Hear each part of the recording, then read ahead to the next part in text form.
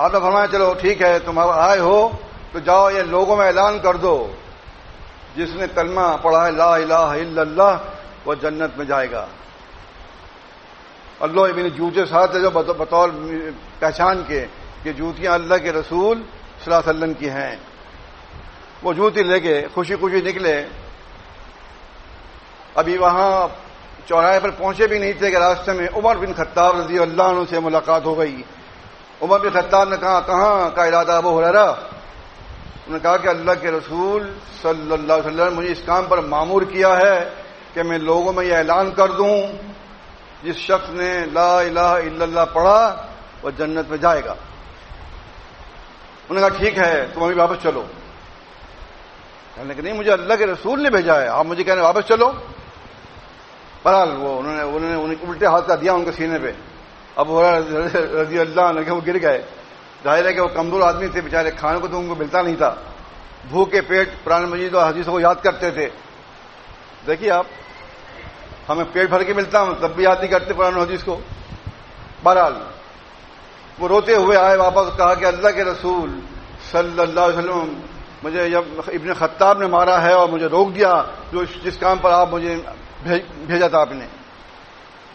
اور ساتھ ہی عمر بن خطاب بھی پہنچ گئے. پوچھا آپ نے کہ عمر ایسا تم نے کیوں کیا؟ کہا اللہ کے رسول صلی اللہ علیہ وسلم آپ کا حکم سراخ پر, میں نے ان کو صرف اس لیے روکا ہے تاکہ میں آپ کو مشورہ دے سکوں کہ اس بیان کو اگر آپ خاص کر لیں, عام لوگوں میں بیان نہ کریں, ایسا نہ لوگ عمل چھوڑ دیں. کیا کر دیں؟ لوگ عمل چھوڑ دیں گے. تو اس وجہ سے اس کو عام بیان نہ کیا جائے اس حدیث کو. تو بات سیدھی سی ہے کہ کلمہ پڑھنے کے بعد عمل تو ضروری ہے.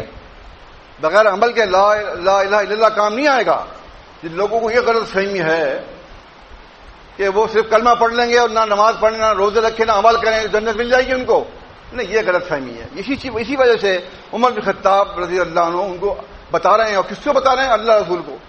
ان کو سب پتہ ہے, اللہ کو سب معلوم ہے.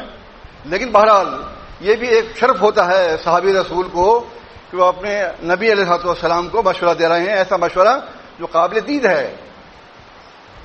آپ نے فرمایا کہ ہاں عمر صحیح کہہ رہے ہیں. ابو ہریرہ تم اس کو رکھو اپنے پاس حدیث کو, عام لوگوں میں بیان مت کرو, ایسا نہ ہو واقعی لوگ عمل چھوڑ دیں کہیں. تو عمل ضروری ہوا نا. بغیر عمل کے آپ کلمہ لے کے بیٹھ جائیں تو وہ آپ ناکام ہو جائیں گے. اللہ کے ہاں کامیاب جب ہوں گے جب آپ کلمہ پڑھنے کے بعد اللہ کو ایک مانیں گے, اس کی ذات میں, اس کی صفات میں, اس کے حقوق میں. تو یہاں تو یہ بھی نہیں ہے حدیث کے اندر محمد رسول اللہ, یہاں تو نہیں ہے. یہاں تو یہ کہ من قال لا الہ الا اللہ دخل جنت. تو کیا آپ پڑھیں گے نہیں محمد رسول اللہ؟ پڑھیں گے نا, دوسری احادیث میں موجود ہے. وہاں معلوم ہے کہ اللہ محمد صلی اللہ علیہ وسلم رسول مان کر ان کی پیروی کرنی ضروری ہو جائے گی. جب آپ کہیں گے محمد اللہ کے رسول ہیں, صرف زبان سے کہنا تھوڑی ہے, اقرار کرنا ہے. قرآن کی آیت یاد کیجئے سورہ حجرات کی, قالت الاعراب آمنا قل لم تؤمنوا ولکن قولوا اسلمنا. دیہاتیوں نے کہا کہ ہم ایمان لے آئے, مومن ہو گئے. اللہ نے فرمایا قل لم تؤمنوا, ابھی تم ایمان نہیں لائے ہو, وقولوا اسلمنا, کہو کہ تم نے ابھی اسلام قبول کیا ہے, تم نے ابھی کلمہ پڑھا ہے,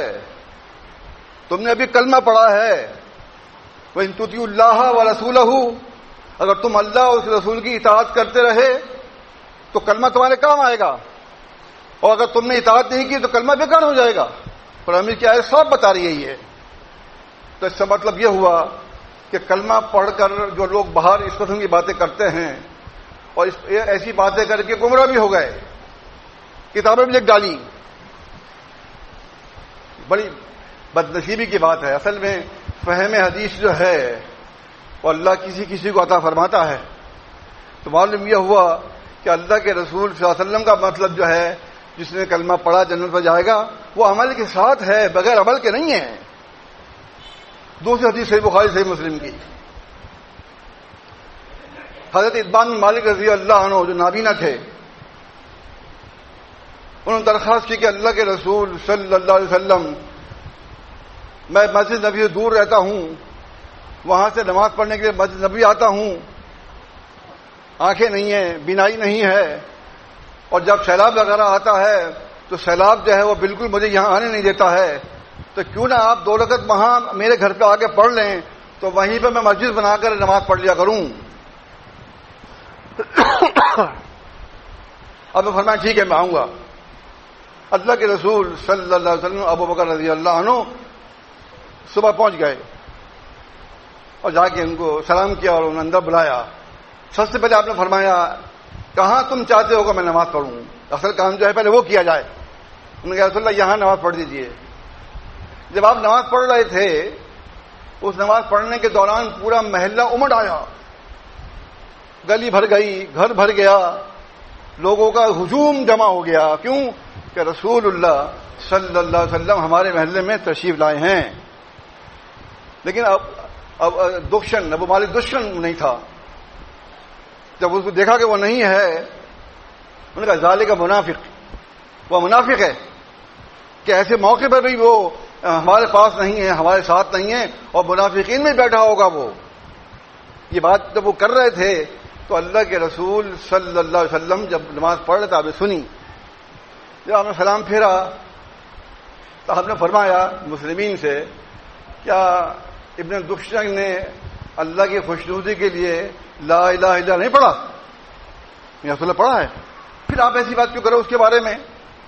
کہ اس لیے کہ اللہ کے رسول صلی اللہ علیہ وسلم اس کا گھر برابر میں ہے، آپ یہاں تشریف لائے ہیں، تمام محلہ امڑ آیا ہے، اور دور جگہ کہاں سے لوگ چلے آئے ہیں، ایک ہجوم جمع ہو گیا ہے، وہ اب بھی ہمارے پاس نہیں ہے، تو ہم نے سوچا کہ اب بھی منافقین میں ہی بیٹھا ہوگا وہ۔ آپ نے فرمایا نہیں، جس نے کلمہ پڑھا ہے اس کے بارے میں ایسا گمان مت کیا کرو، اچھا گمان رکھو، ممکن ہے کسی اور کام میں مشغول ہو تو اس کو پتہ ہی نہ ہو کہ میں یہاں آ رہا ہوں وغیرہ وغیرہ۔ مطلب آپ نے گروہ کا مطلب کیا ہے کہ کلمہ کس نے پڑھا ہے؟ جو مسلم ہے، جماعت المسلمین کا فرد ہے، لہذا جو جماعت المسلمین میں ہے وہ کلمہ گو ہی ہو سکتا ہے، بغیر کلمہ گو تو جماعت میں آ ہی نہیں سکتا۔ اس حدیث سے بھی معلوم ہوا ہمیں کہ لا الہ الا اللہ مسلمین کے لیے ہے، نہ کہ ہر آدمی کے لیے ہے جو بھی پڑھ لے وہ جنت تو چلا جائے گا، نہیں، اس کا غلط تشریح کی جا رہی ہے اس کی۔ دوسری حدیث تیسری صحیح بخاری صحیح مسلم میں ایک جنگ کے موقع پر ایک کافر نے کئی مسلمین کو شہید کر دیا۔ جو وہ انصاری کی تلوار کے نیچے آیا اس نے کہا لا الہ الا اللہ۔ انصاری یہ سمجھے رضی اللہ عنہ نے انصاری رضی اللہ عنہ چھوڑ دیا، اسامہ بن زید رضی اللہ عنہ کی تلوار کے نیچے جب وہ آیا تو اس نے کہا لا الہ الا اللہ۔ تو اسامہ یہ سمجھے کہ یہ تلوار کے خوف سے لا الہ الا اللہ پڑھ رہا ہے، کیونکہ اس نے کہا ہمارے مسلمین کو قتل کر دیا جنگ کے موقع پر، تو میں اس کو چھوڑوں گا نہیں۔ پر انہوں نے کہا بھی انصاری نے کلمہ پڑھ رہا ہے، پر نہیں، انہوں نے اس کو قتل کر دیا۔ جب واپس آئے مدینہ منورہ تو یہ مقدمہ پیش کیا گیا کہ اللہ کے رسول صلی اللہ علیہ وسلم اسامہ بن زید بن حارثہ نے ایک ایسے شخص کو جس نے کہا کہ لا الہ الا اللہ کہنے کے بعد ہی اسے قتل کر دیا۔ اللہ کے رسول صلی اللہ علیہ وسلم بہت ناراض ہوئے، آپ نے اسامہ کو طلب کیا، آپ نے فرمایا اسامہ یہ تم نے کیا کیا؟ سوچو بروز قیامت جب وہ کلمہ لے کر آئے گا تو تم کیا جواب دو گے اس کلمے کا؟ مطلب کیا تم اسے موقع دیتے؟ تو جب لا الہ الا اللہ پڑھ رہا تھا آپ نے یہ خدشہ ظاہر سوچا کہ شاید یہ تلوار کے خوف سے پڑھ رہا ہے، آپ نے پوچھا تم نے چھوڑا کیوں نہیں اس کو؟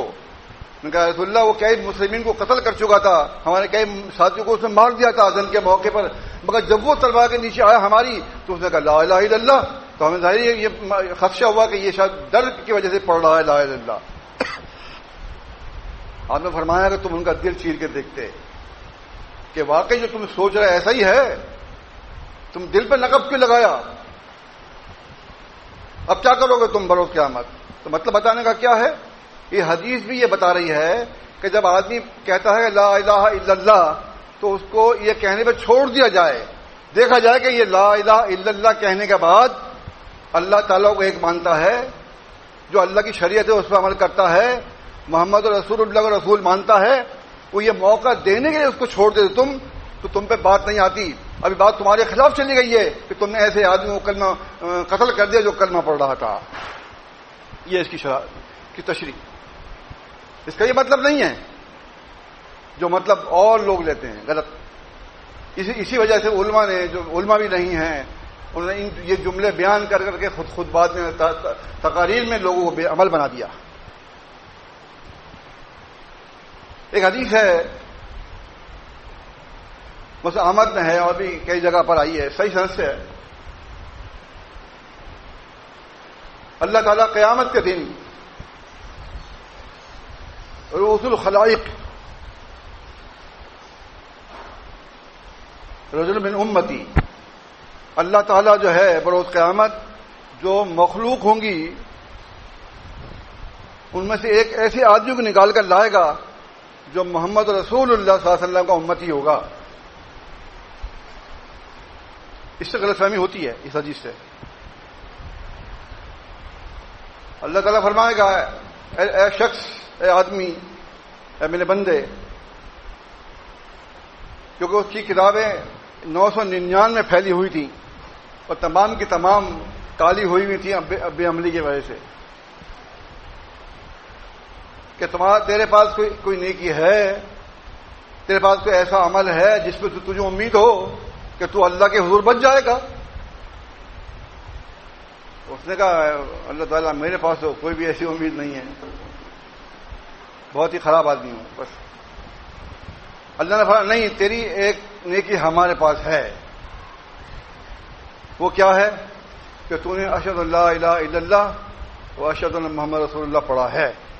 وہ پرچی اٹھتی ہوئی آئی اور اس کے ہاتھ میں آئی، اس نے دیکھا کہ یہ کلمہ میں نے پڑھا ہے.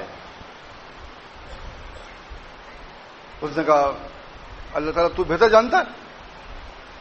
اللہ نے فرمایا تم اس کے تمام اعمال جو ہیں ایک ترازو میں رکھ دو اور یہ پرچی ایک ترازو میں رکھ دو پلڑے میں. جب وہ دونوں پلڑوں کے رکھا تو جہاں اسم اللہ، اللہ کا نام تمام زمین آسمان میں بھاری ہے، وہ تو پلڑا جھک سکتا نہیں تھا، لہٰذا وہ پلڑا بھاری پڑ گیا اور جو اس کی کتابیں تھیں وہ ہلکی پڑ گئیں تو اللہ نے اس کو معاف کر دیا. یہ بھی حدیث میں بیان کی جاتی ہے.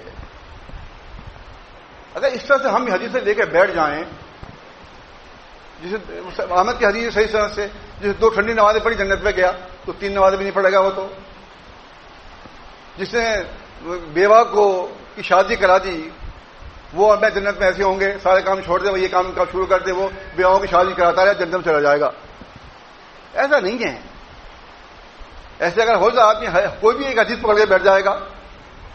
آپ نے فرمایا مسلمین کے راستے سے ایسا چیز ہٹا دیا کرو تو جنت مل جائے گی.